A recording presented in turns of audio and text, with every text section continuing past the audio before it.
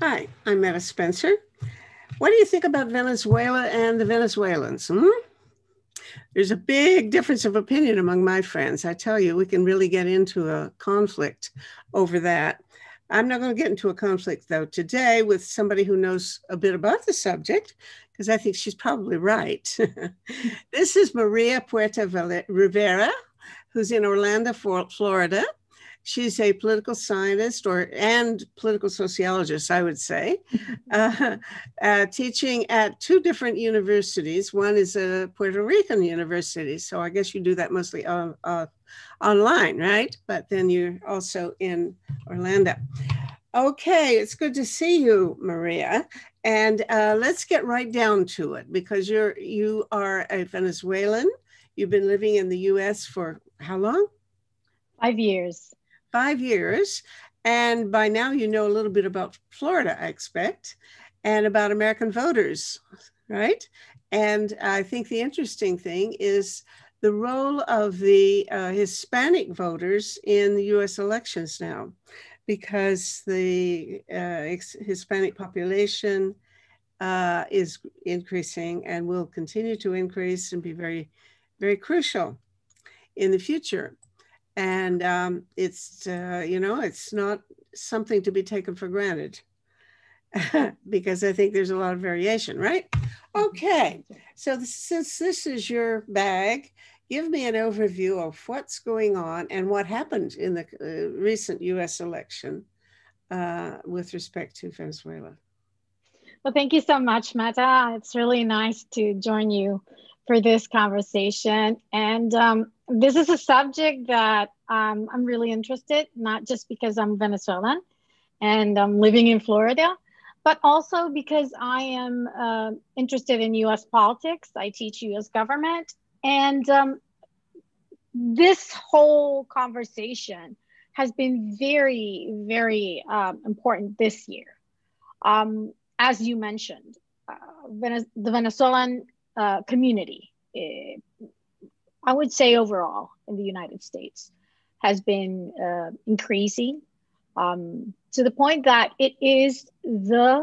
um, it is one of the demographic groups that has had a growth of 52% in the past Now that 10 could be years. from 5 people to 10 people or something. It'd be a lot. But how many people how many bodies are there in the U.S. now? Currently, close to half a million.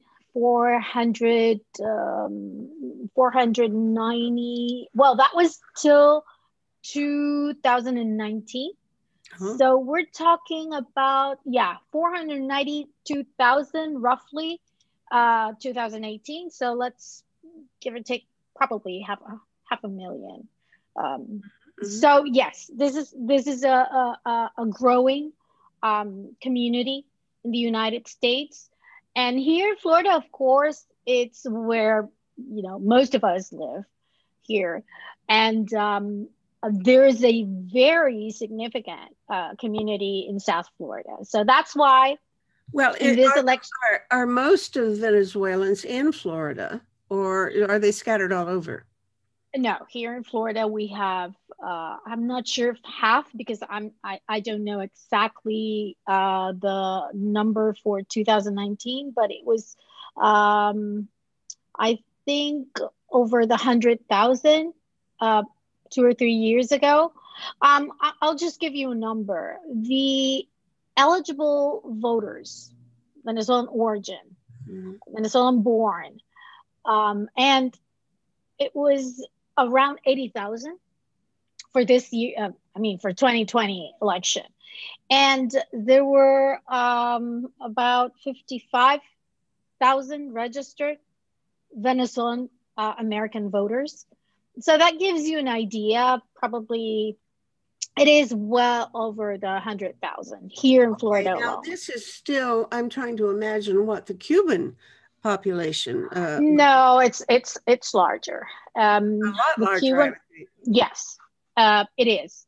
The largest is the Puerto Rican Oh, is community, it? but they're not immigrants, but they're Latinx. So it's kind of, okay, it's not an immigrant community, but it's part of the Latinx community.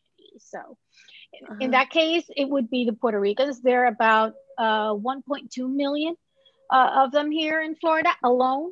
I'm not considering, for example, New York, Connecticut, Pennsylvania. So the first one would be Puerto Rico. The second group would be Cuba, Cuban Americans. The third group, Colombians, and you have Nicaraguans, Dominicans, and then all the Central American groups. So it's predominantly, when it comes to immigrant communities, it's the first one is the Cuban American. Well, what I'm wondering, I know nothing about the, Florida at all, really. I've been there and that's it. But to what extent are these groups identified as Hispanic or Latin? And to what extent are they mostly, do they think of themselves as separate? Cubans versus Venezuelans versus Puerto Ricans, etc. How much of it is a unified community? How much is it different?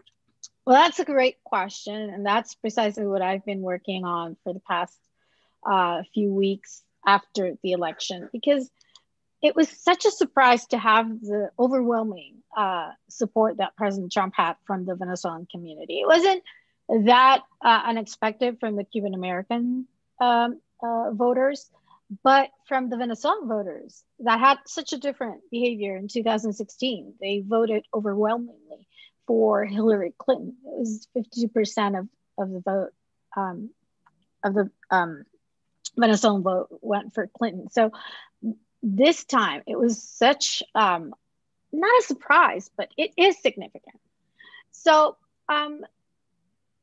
first, we just have to kind of insist that the Latinx or Hispanic vote is not, and the demographic is not monolithic. It's a very diverse group. Why? Because you have the Puerto Ricans who are Latinx, or they identify as Latinx, Hispanics, but they are not immigrants. They are American citizens. So they're just part of that ethnicity, but they're not in the same category as Cuban Americans, Venezuelan Americans, and so on, Nicaraguans. So why is that so different? Why, if they're not immigrants, so what? Well, culturally speaking, they speak Spanish. Those who are recently, those who recently moved to the States after the financial crisis in Puerto Rico and after the hurricanes and the earthquakes. So we've had an influx of Puerto Ricans here in Central Florida, where I am right now. We have about 600,000 of them. But there's a history of Puerto Ricans here in the U.S. in New York, Connecticut, Pennsylvania. There's historically, there are important, significant communities. I think the number of Puerto Ricans here in the U.S. right now is 3 million Puerto Ricans. They are an important part of, let's say, the Democratic Party's base. Or at least there's affinity. But the problem was that in this election in 2020, they lost. I mean, the Democratic Party lost Puerto Rican voters to Trump and the Republican Party. So that was quite a surprise. That's a whole story right there. I'd like to have a whole program. How come? Because you're investigating why the Venezuelans voted as they did, but what would your offhand answer be for the Puerto Rican vote? Well, I think why did I start working? I started initially doing research on the Puerto Rican voter, because it was a given that they would vote for the Democratic Party. But in 2018, it was still a big question mark, because they didn't register as much as they should, or as many as they should. So there was a problem there. But then this year, it was not just registration. There's a intersection there of not just the ethnicity, the fact that they're not immigrants, but also there's a mix of religion and it's not economic anxiety as much as it is, we all, not just Latinx or Hispanics in general, we all worry about the economy, about healthcare, about in the middle of a pandemic, we care about those things. You bet.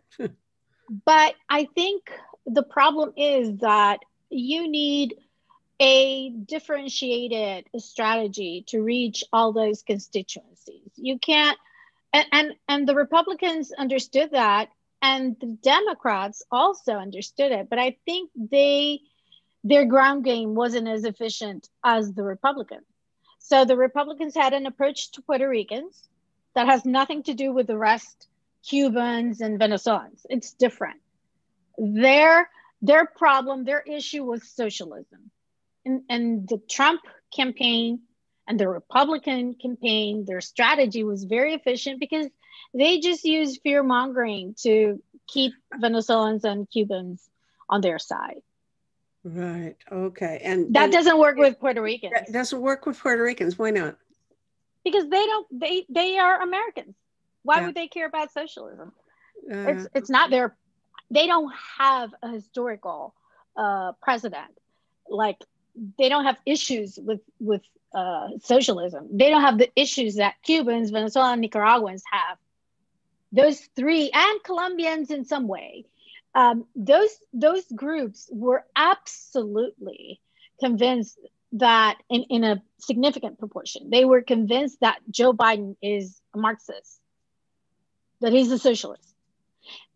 I think it has a lot to do with the fact that, for example, in the case of Venezuelans, there are many of them who are recently involved in politics. So maybe they don't know Joe Biden. I mean, Biden has been in politics for more than 40 years. Anyone who knows the Democratic Party and knows who he is would absolutely know that he's not a socialist. He's a center, moderate Democrat, sometimes leaning center right. But in any case, if you know about US politics, you would know who he is. So the fact that these people, they buy the story that he's a Marxist, a socialist, and so on. Let me tell you, contrast that to the socialist, the theme of socialism as it pertains, as I see it here in Canada. It doesn't have anything to do with whether Biden is a socialist.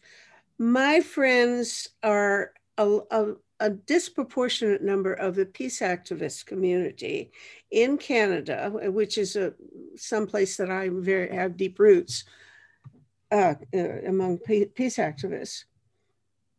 They support Maduro because they see Guaido as a socialist, and I mean, they see as a right wing. They see Maduro as a socialist and Guaido as right wing. As a right wing, yeah.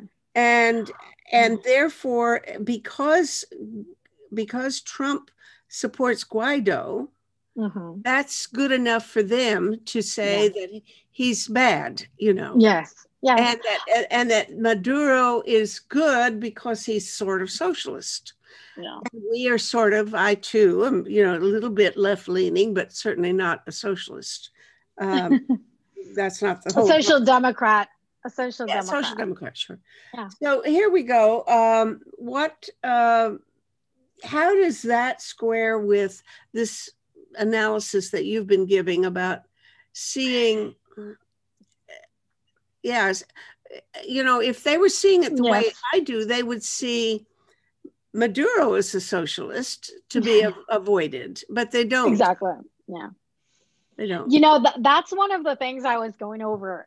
I'm finishing my article, and I was going over that because I don't know if I am being clear.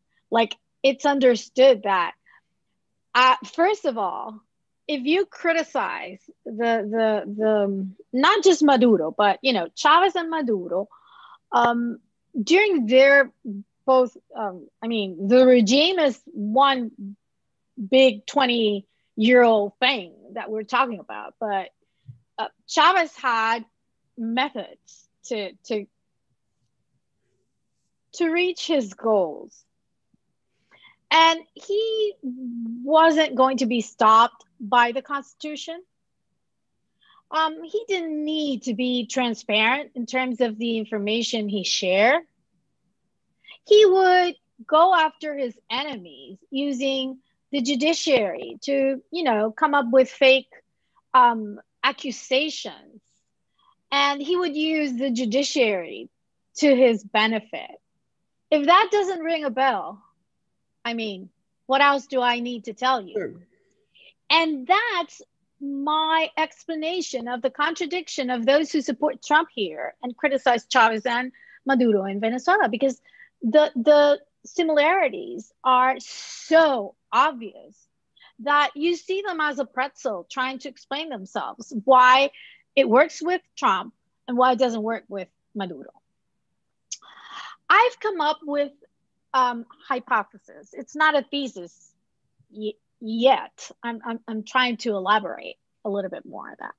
I think there is social and cultural anxieties, not just among Venezuelans. I would say this is something we're going to find among Hispanics and Latinx.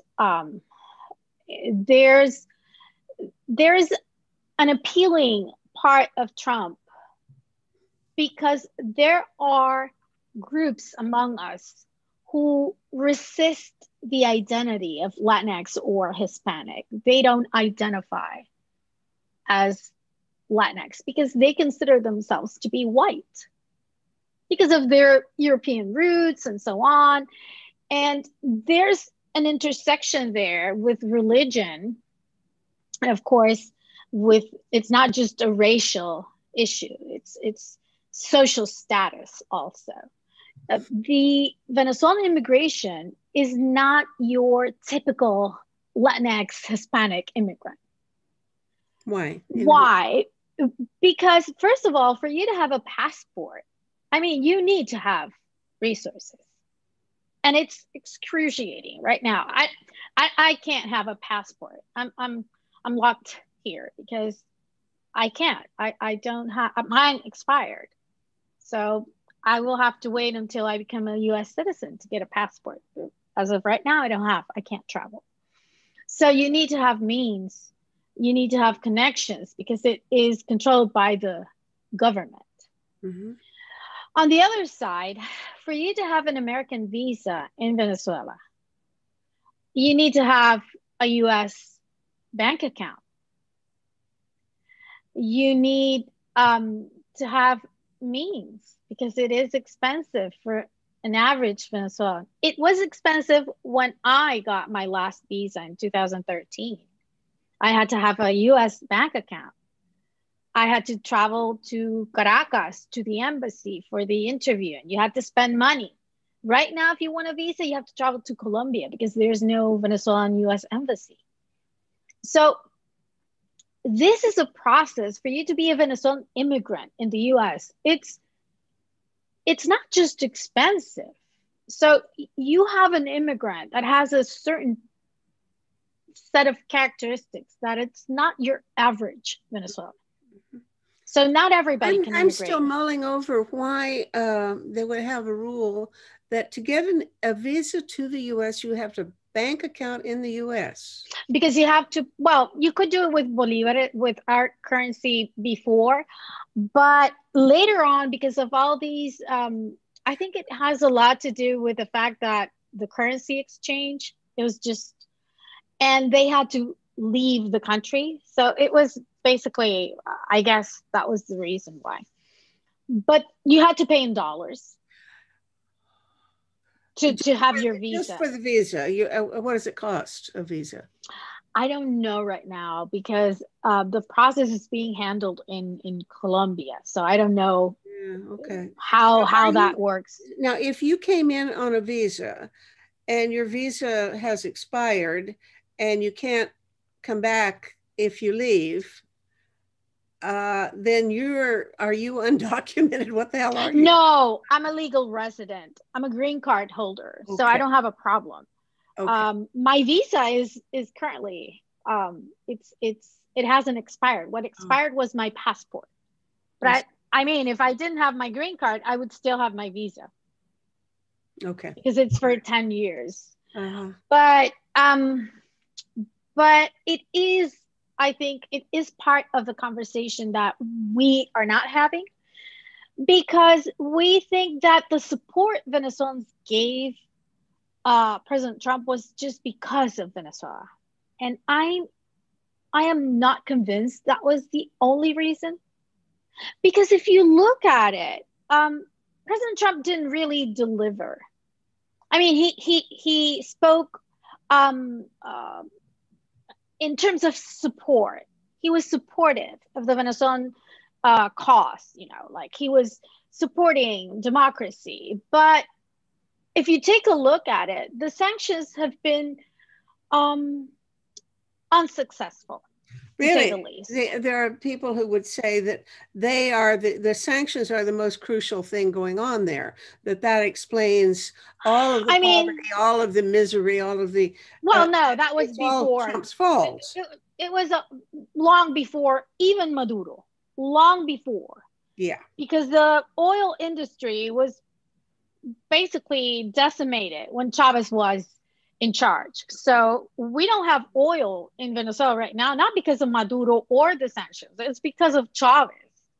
I think we've had this conversation before. Chavez wiped all the know-how in the oil industry in Venezuela because he just wanted to have control. So he started to use the oil industry as his personal bank. And he started financing everything from houses to food to, so that piggy bank was broken and it was broke.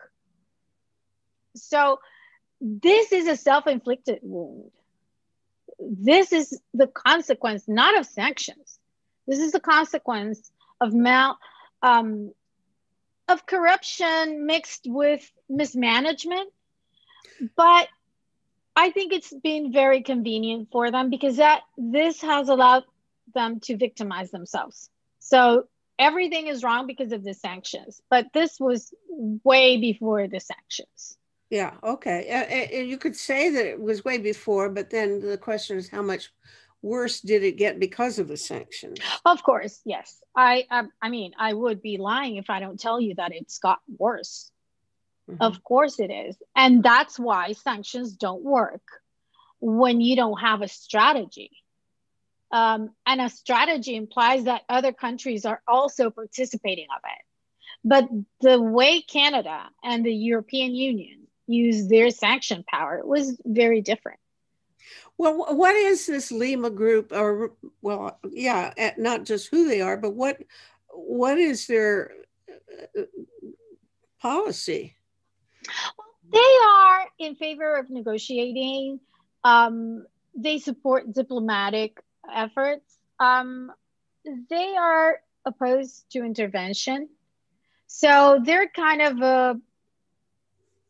they're more moderate. The only ones who are, more aggressive in terms of their policy and their rhetoric are, of course, the United States Trump administration, which I think is going to change once Biden is in charge.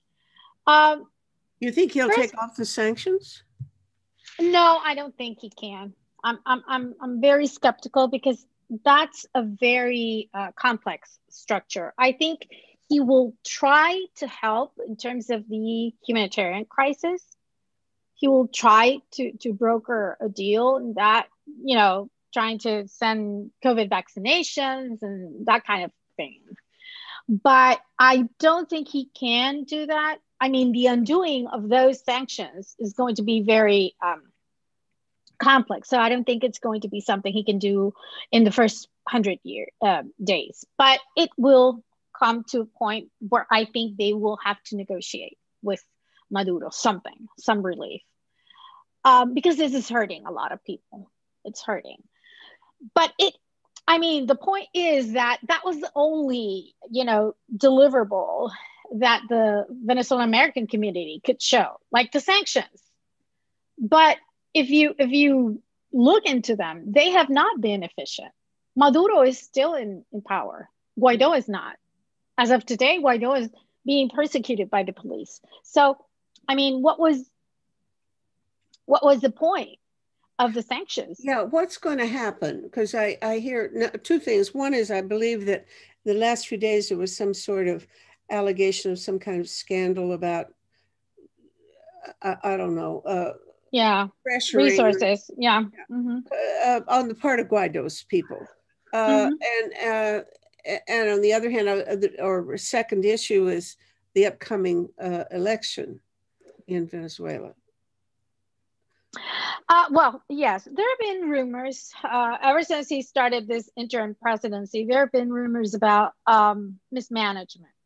I think on their behalf, they have not been transparent, which they should be, because that would clear their messaging would be more credible. I don't personally think that he is involved in corruption, but I think the lack of transparency is what's playing against, his whole tenure. Mm-hmm. I don't think he has the capability of mismanaging resources, because those resources are tied to a legal condition that he's never had. He's had recognition, but it's more symbolic than effective. So I think what should be done is that there should be a third party to look into that, as it was proposed last year when another, scandal was revealed. So I think if he wants to be a leader, and if he wants to really have people's trust, he needs to be forthcoming in terms of an investigation. It would be the best for everyone. Who I think, people are entitled to be in the know, and they should be held accountable. I think those things are not a contradiction with him being a leader, a political leader, and that would be in the best.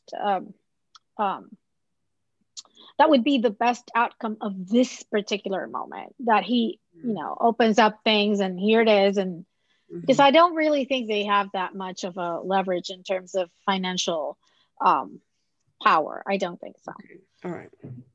But it's legitimate. Now, what about the election?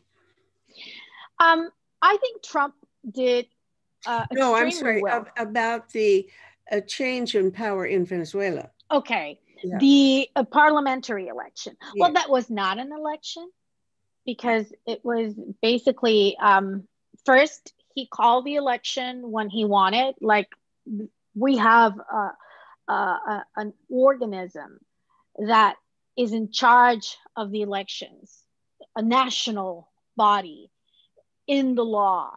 It's part of the branches of government. And yet they replace people in a way that goes against the law and the Constitution. They did what they wanted. They created, a whole set of rules for that. They created not just the set of rules, but also they added seats in a way that is against the law. Mm-hmm. And they created a method for assigning those seats. It was so rigged that after the election took place, and some groups that were that they consider to be opposition, but we know they're not, they were left without a seat because they didn't get the votes. And a day later, they announced that they got some votes, and they assigned some seats. It was just something so bizarre to listen. I mean, one day you have the results and they have no seats for that pseudo opposition, and then the next day, oh yeah, here we have some votes and they have some seats. Mm-hmm. It's very similar to what President Trump wants to happen here in Georgia. Let's go find. Give me some votes. Some Give seats. me some votes. Exactly. Yeah. So yeah. this is what happened. It was an election that was called by one side. What's going to be the outcome of this whole kerfuffle? Well, as of today, we have a new parliament that has no legality, because it's been, from the beginning, it's been a process done against what the Constitution says. So there's no legal base there, but it's also, it lacks there's no legitimacy there. But they can take seats. Will they? Oh, they did. Yes, they did. Yes, and so Guaido's people are what do they do? They go home. I think have meetings in the park. This is my very personal opinion. They got together and they decided to create, like, it's not virtual because I guess they are going to meet some way, but they've decided to prolong the previous parliament, which is absurd because that parliament ceased today. This is their last day because today starts the other one. So they decided, like, okay, we're going to hold on to this previous parliament that doesn't exist, but we're going to do it because there's no parliament. Mm-hmm. So what you have is a country where there are two sides creating virtual, abstract institutions that have no legality and no legitimacy. Both. But who has control? Nobody. I mean, well, Maduro. Maduro has control, and the parliament has no effect, or do they just talk to each other, or do they have actual power over control over resources and things? Well, the parliament is subordinated to Maduro, like every other branch of government. Mm-hmm. So that parliament is controlled by one of his closest allies. So it's basically going to be, as is the judiciary, as is the attorney general, it's going to be under his control. And it's under the control of the coalition. It's just, the military, the political party. It's a broad coalition. There are different groups that are disputing power. There was a power struggle yesterday when they were deciding who was going to be the president of the parliament, and Maduro's side prevailed. But there's another side of a former military that was one of the partners Chavez had in his coup in 1992. So he was left out. Mm-hmm. There's going to be a secession war, because it's about time that they have it. A war. It's about time. Oh, yes. About time for a war. I mean, among Chavismo, yes. I have trouble with that. Yeah, you sound not only resigned, but almost looking forward to it. I think it's inevitable, because in this type of regime, we're talking about an authoritarian regime. Well, no. There's no outlook other than they will continue in power. And one of the most important things an authoritarian regime has to deal with is secession. And they have to identify, after Maduro, who's next. And there are many individuals who want to kind of save. Well, wait a minute. Secession means a part of the country breaks off from the rest of the country. No. That's not what this is. No. Succession. The succession. Yeah. Okay. Yes. Okay. And I think what we're going to see in the next maybe 2 years. This year we have local and governor elections. So they are calling those elections, and they are going to, just cover the whole country with their mayors and governors, and that's their plan. But we have to look at that particular election as part of that mapping of who's who, and you will see those who win, the candidates, because this is going to be like the Chinese and the Cuban Communist Party. The candidates are the winners. There's no election there. You're not going to have the possibility to elect. You're just going to vote. Okay, now you're talking about war. How would you even, let's just, I have trouble trying to put myself in the imaginary shoes of a general trying to run a war. But well, it's not a military war. It's a political distribution of power. They have been in power for 20 years. The first years, Chavez, for 13 years, Chavez had control, and he designated his replacement. He had both the one that was left out from the parliament yesterday, Cabello, who is the military that was with Chavez involved in the coup in 1992. So he had Maduro on one side and Cabello on the other. That was before he left for his treatment to Cuba, right? That was before he boarded the plane. He said, you know what, if something happens to me, he knew he was dying. So if something happens to me, I want this guy to be the president. And he lifted Maduro's arm, just like in a box fight that you lift the arm of that was it. And you would see Cabello's face like, okay. So back then in 2012, Chavez decided who was going to replace him. But now we don't have Chavez. Maduro is in charge, but there are many waiting for that, for that victory. Okay, but when you talk about war, to me, that means actual puncturing skin.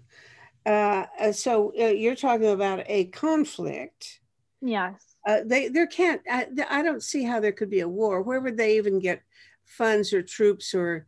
No, but not a war in those terms. It's an internal war. Well, they're military involved. All right. You're talking about a violent struggle then, or not? It is. It is violent. It is ongoing. It's just that it's not something that we are looking at the result. For example, yesterday, they were deciding who was going to be the president of the parliament.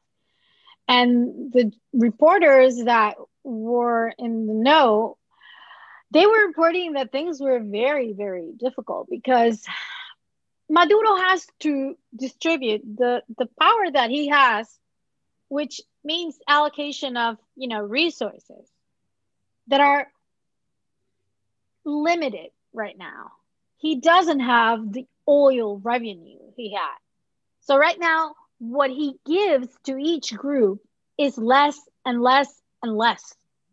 So he has reduced the amount of, people and groups, factions. Factions have been reduced to the minimum. So he has to keep the military on his side. Those are the ones that keep him in power. Mm-hmm. So those are the ones he needs to have,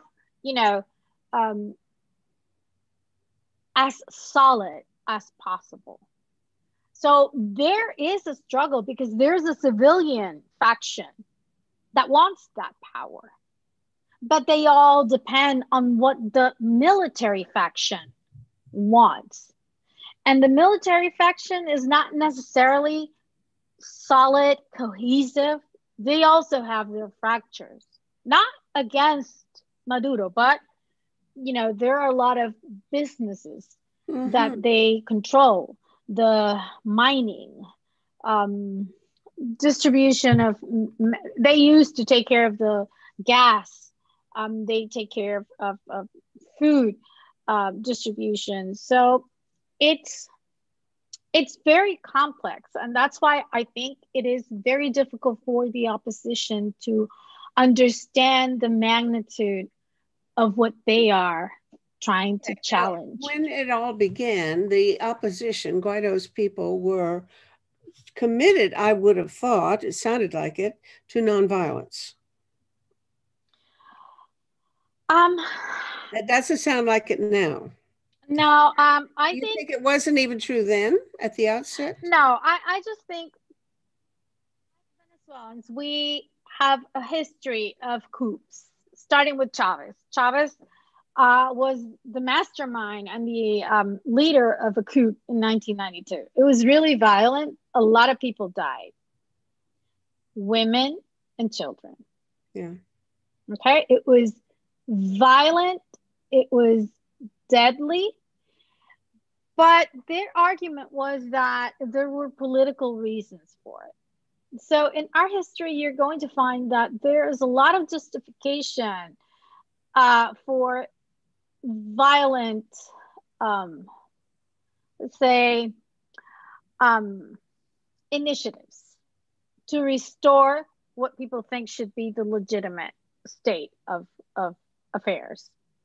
So in 1992, Chavez said, you know what, democracy is not working. We need to change this. I think that not Guaido, I think the real, mastermind of all this is the leader of the party that is currently in Spain, Lopez. He's apparently he's the one behind those two attempts.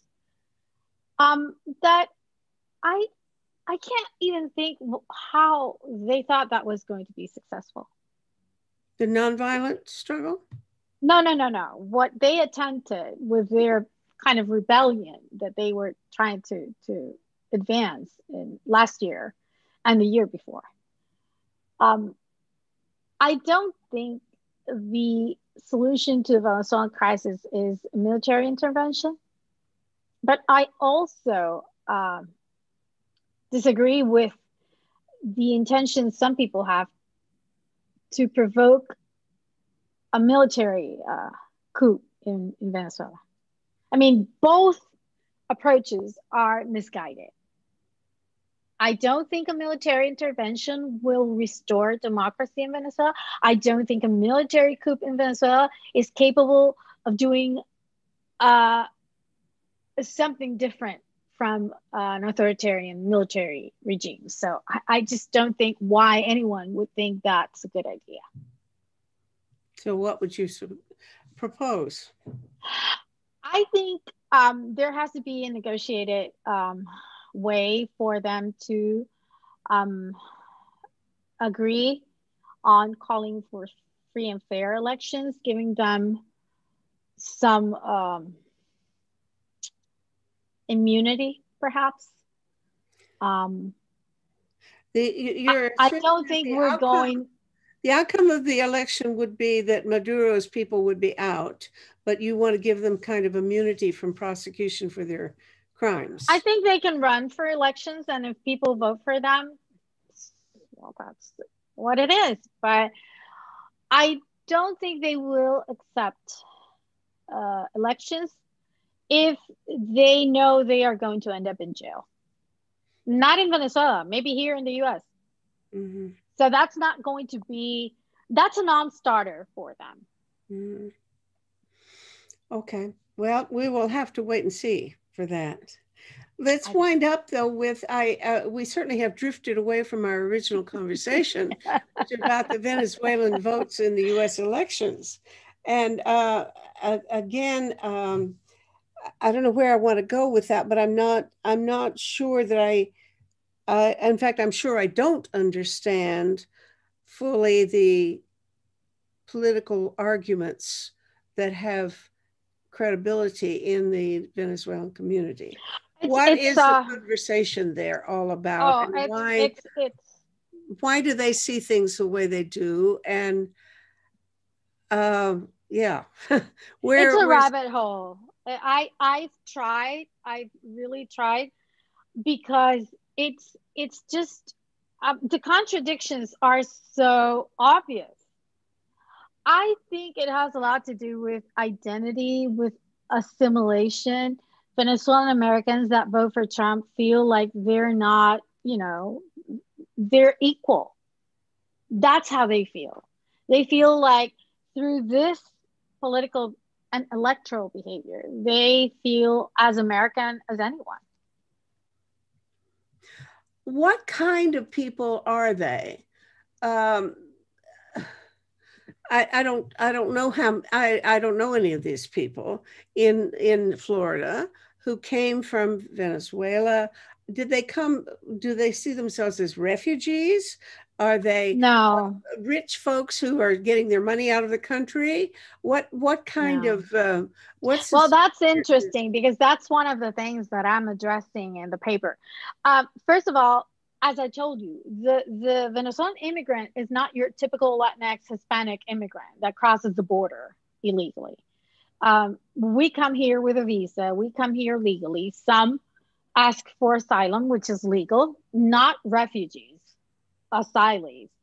And other people, there's a difference. There's a difference because refugees, they have to ask first, and do their process takes place first out of the country. Asylees come here, and then they start the process once they're here.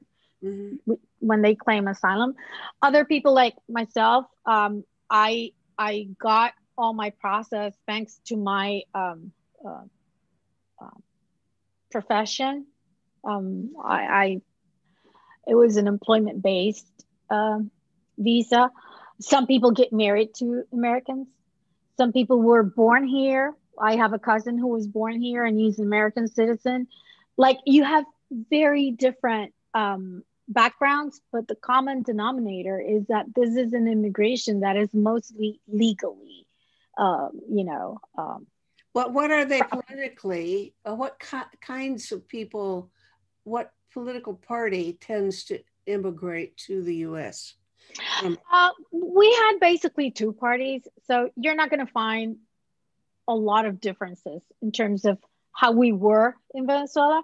But here, my experience with knowing Venezuelan Americans for many years is that they tend to vote Republican. That's kind of a natural and attitude. Are they mostly upper class or upper status? It's middle class to upper class because of what we've talked about. I mean, it's not easy to immigrate to the United States. So you have on the one side that it's middle class to upper, and then you have the education level. More than 50% of the Venezuelans that immigrate to the United States have college, at least bachelor's degree. Mm-hmm. So Venezuelans in general, not just Venezuelan Americans, Venezuelans in general, the ones that have immigrated in the past 10 years tend to have one of the highest college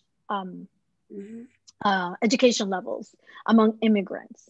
So you kind of have a profile that tells you that that's what I tend to believe, that they don't see themselves as the average, not just Hispanic, Latinx, no, the average immigrant. They don't see themselves as refugees, although we are. I mean, I am not a refugee, but I feel I am because of my origin. But they don't feel like they're refugees. They don't feel like they are like the same other, Nicaraguans, Central Americans, or Mexicans, or no, they don't feel like, and I'm speaking of them because I'm looking at them as a researcher, not as a Venezuelan. I'm looking at them as a researcher.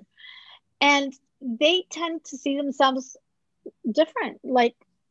And politics and the elections have given them a way to participate. And that has, of course, made their assimilation easier. Okay. Wow. Okay. Well, we have, I think, run double time, well over our half an hour expectation. And I could keep going all day. but I've really appreciated this and enjoyed it and learned a lot.